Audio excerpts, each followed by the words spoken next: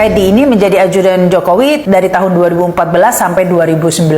Kemudian diberikan oleh Jokowi kepada Prabowo ketika Prabowo saat itu menjadi Menhan hingga menjadi capres dan sampai presiden ya. Nah, inilah benang merahnya. Apakah ini penyebabnya ya? Apakah Teddy memang orang yang sengaja dipasang oleh Jokowi begitu ya, sehingga tahu semua gerakan Prabowo karena benar-benar orang dalam ring satu dan sekaligus membatasi gerakan Prabowo ya, dalam bertemu dengan siapa saja yang akan ditemui Prabowo, semuanya yang ngatur adalah Teddy, sehingga tentu saja sebagai orang dekat Jokowi juga, apakah Teddy ini juga masih loyal dengan Jokowi ya, sehingga ini semacam berbagi orang ya antara Jokowi dan Prabowo ini. Apakah ini yang menjadi jawabannya ketika orang bertanya-tanya mengapa Prabowo ini kok seperti tidak bisa lepas dari Jokowi? Rupanya ini kuncinya ada di Teddy ya. Jangan-jangan seperti itu. Sebegitu pentingkah Teddy ini sehingga bisa mengisolasi Prabowo dari berbagai informasi harus melalui dirinya, termasuk juga orang-orang yang ingin bertemu dengan Prabowo? Benarkah seperti itu? Benarkah juga Teddy ini sampai begitu besar pengaruhnya, termasuk mempengaruhi kebijakan negara misalnya? Tentu saja melalui Jokowi ya, yang bisa mempengaruhi Prabowo melalui orang yang ditanamnya. Mungkinkah seperti itu yang saat ini tengah terjadi di negara kita ya? Kita tidak tahu ya, tapi kemungkinan itu ada, mengingat betapa Prabowo seperti orang yang terisolasi dan selalu ketinggalan berita begitu ya, ketinggalan informasi, selalu pidato selalu bertentangan dengan apa kondisi real. Ya mungkin ini agak berlebihan ya perumpamaannya, tapi kita pasti tahu ya kisah Rasputin di Rusia begitu ya, betapa ketika Rasputin ini masuk ke keluarga Tsar Nicholas II di Rusia dan langsung memegang pengaruh besar di istana, sehingga Tsar dan keluarganya termasuk permaisurinya tuh nurut apa kata Rasputin, sehingga mempengaruhi semua kebijakannya begitu ya, karena mengalami ketergantungan karena Rasputin ini bisa menyembuhkan putra mahkotanya yang saat itu tengah sakit. Nah, apakah seperti itu yang tengah terjadi ya? Ini karena saya tidak mengerti apa yang menyebabkan Teddy ini sangat spesial. Apa sih yang spesial dari Teddy ini? Menurut kalian apa? Saudara, 3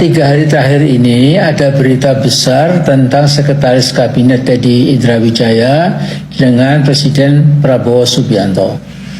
Jadi berdasarkan pendapat atau opini masyarakat seperti bisa kita pantau, ternyata Teddy itu seorang gay, seperti kaum Nabi Lut pada zaman dulu, lebih menyukai atau mencintai sesama laki-laki. Bahkan Mbak Titik Prabowo sampai menyanyikan lagu berjudul Cinta Segitiga, antara lain ada lirik ya, yang berbunyi kurang lebih ya, engkau tinggalkan aku demi laki-laki bernama Teddy ya. Singkat kata, tanpa berdele-dele, saya usulkan agar Pak Prabowo secara kesatria, tegas dan meyakinkan Prabowo melepaskan diri dari lendotannya si Teddy yang berbahaya itu. Jadi ganti Teddy dengan sosok yang normal, fokus bekerja untuk bangsa dan negara. Bahkan ada kelakar ya menyebut Teddy itu Bunda Ted ya. Jadi Bunda Teddy ya. Karena itu saya hanya ingin mengakhiri dengan menggarisbawahi pendapat lugas dan cerdas dari Pak Rizal tadi ya. Jadi segeralah Pak Prabowo memecat Teddy, karena waktu berharga Pak Prabowo jangan sampai digunakan untuk asyik masyuk ya dengan Teddy ya. Jadi tunjukkan kepemimpinan Anda Mas Prabowo. Masa mantan Danjen Kostrad, mantan Danjen Kopassus, dan sekarang jadi presiden, itu kok mau dileloti terus sama Teddy. Jadi tendang Teddy sejauh mungkin Pak Prabowo, kemudian kasihkan jabatan yang cukup mentereng ya buat dia ya sebagai kompensasinya ya, tetapi tidak bisa ya menjadi orang dekat dengan Pak Prabowo, karena Pak Prabowo nanti kena imbasnya ya. Mudah-mudahan masih ada harapan ya. Apalagi kau bela-bela anti asing.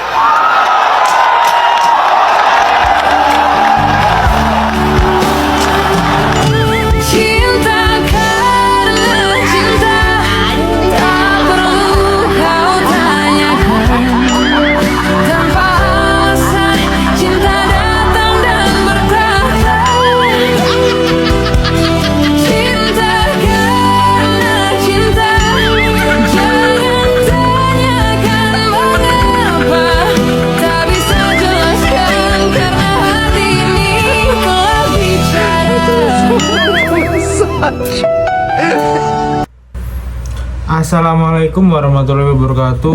Om Swastiastu, Namo Buddhaya, Salam Kebajikan, salam sejahtera bagi kita semua.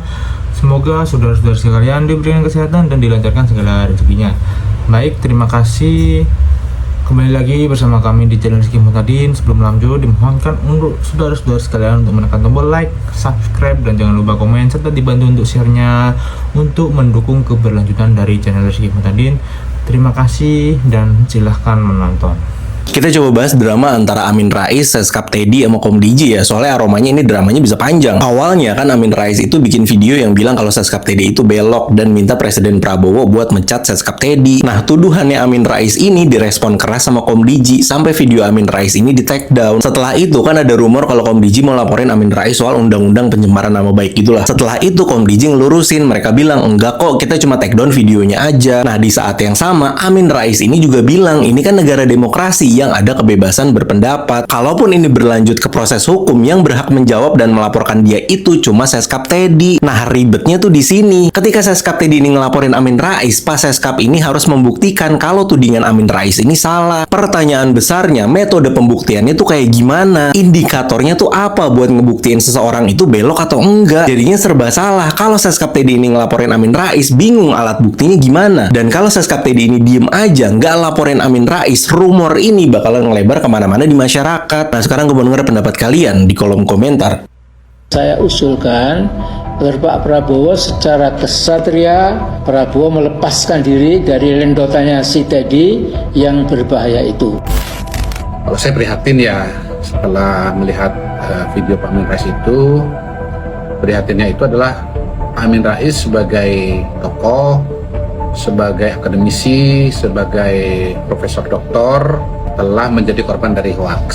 Kenapa korban dari hoax? Karena dasar penilaian atau tudingan bahwa Pak Seskap dan Ko Teddy adalah gay itu adalah sebuah akun yang di dalamnya berisi lagu berjudul Aku Bukan Teddy, yang dianggap oleh Pak Amin Rais bahwa yang menyanyi itu adalah Ibu Titi. Padahal kalau kita tonton video lagu Aku Bukan Teddy itu jelas bahwa satu yang nyanyi bukan Bu Titi. Yang kedua, gambar Bu Titi di situ adalah kompilasi atau kolase dari berbagai gambar yang sebetulnya tidak ada hubungan dengan lagu. Bahkan saya lihat di akun aslinya, ternyata di situ sudah dibilang disclaimer bahwa itu bukan asli, itu adalah kepentingan entertainment. Ya walaupun mungkin punya motivasi politik ya. Jadi ini contoh dari bahaya hoax dalam medsos, bahaya dari AI. Bagaimana seorang tokoh sepintar ya, sesenior seperti Pak Amin Rais itu bisa menjadi korban hoax. Jadi statement dari Pak Amin Rais tentang Pak Teddy itu adalah dasarnya hoax. Seskap Teddy terus diserang, netizen sebut lawan sudah kehabisan cara. Abis Amin Rais, muncul lagi Sri Bintang Pamungkas lempar serangan hoaks ke Seskap Teddy. LGBT itu udah masuk istana. Yang terpikir oleh saya, ya sudah terjadi perilaku menyimpang. Maksud saya adalah ya bahwa sama Teddy dan yang lain-lain. Itu pernyataan tanpa dasar. KSP Dudung Abdurrahman juga tegas. Jangan gampang kegiring isu murahan, karena Teddy dikenal sopan, religius, berwibawa, dan fokus kerja tanpa cari ribut sama siapapun. Saya tahu persis bagaimana Teddy, ya, adik saya itu sopan banget dia. Kalau ada tuduhan-tuduhan itu kan fitnah. Ya itulah, kita semakin tinggi pasti banyak hambatan, tantangan, gangguan termasuk masalah-masalah ya, tapi kita harus hadapi. Yang penting rakyat Indonesia tetap tidak terpengaruh dengan hal-hal seperti itu. Baik saudara-saudara sekalian, itu dia berita yang dapat kami sampaikan. Terima kasih telah menonton channel ini. Jangan lupa untuk menekan tombol like, subscribe, dan komen, serta dibantu untuk share-nya untuk mendukung keberlanjutan dari channel Rizky Muhtadin. Dan nantikan berita terbaru terpanas selanjutnya. Terima kasih.